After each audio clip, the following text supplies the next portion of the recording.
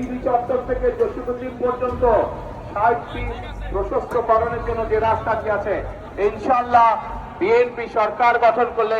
আমরা মানুষের বসবাসের জন্য, চলাচলের জন্য এই এলাকার রাস্তার প্রসার ঘটাবো ইনশাআল্লাহ। প্রিয় ভাই বোনেরা, পরিশেষে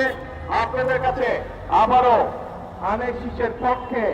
সমগ্র বাংলাদেশে আপনাদের বন্ধু বান্ধব আত্মীয় যারা আছে, আপনাদের মাধ্যমে আমি সকলকে বিনীত অনুরোধ জানাতে চাই ধানের শীষের পক্ষে 12 তারিখে ভোট প্রদানের জন্য। এবং